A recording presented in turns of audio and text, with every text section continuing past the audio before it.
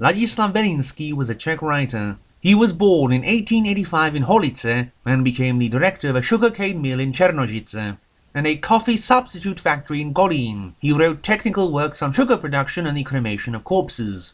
It isn't known when he died. We will review his only work of fiction, his 1912 bizarre novellas. The case of Engineer Patrick has a man, the titular Engineer Patrick, sat at a strange machine in a room decorated with magic symbols. He has summoned his friend Eustace to tell him how Patrick will now rule the world. He speaks of his research into ancient magical symbols and the development of his telepathic abilities, which he grew to use on his friends to make them do what he wanted. For example, to make people meet their own bitterest enemy and fight for his own amusement. He even used a machine to dematerialize his body and steal the necklace of a famous Parisian beauty, before taking a revolver and materializing in the house of his enemy, Dr. D'Orbigny, who had abused Patrick's fiancée in the past. But Eustace must guard his empty body until he returns.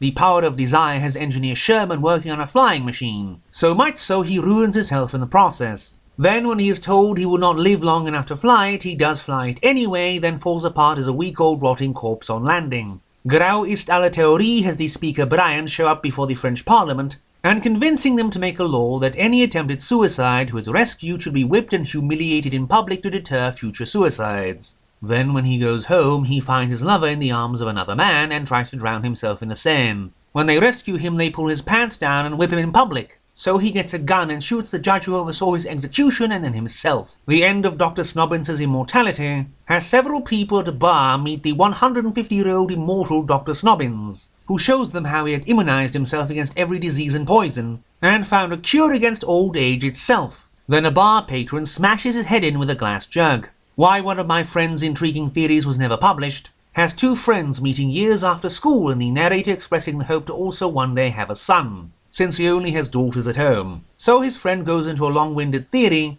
about how he must exhaust and starve himself while making his wife eat nothing but roast beef and steak, so he will be weak enough to get overpowered by her and thus produce male offspring. His theory turns out to be nonsense. A chapter on free love opens with a note about how this is a manuscript left behind by the narrator's friend who shot himself. Then he spoils the ending of the entire story before going over it anyway. The story takes place in a brothel where a group of friends is interrupted by a strange man. He immediately fascinates one of the girls working there by his talk of a future of endless ideal free love, and of the abolition of marriage and raising children, and how great that will be for everyone. Then the man running the brothel gets so annoyed he's making business stall, he throws him out. And that is the whole story.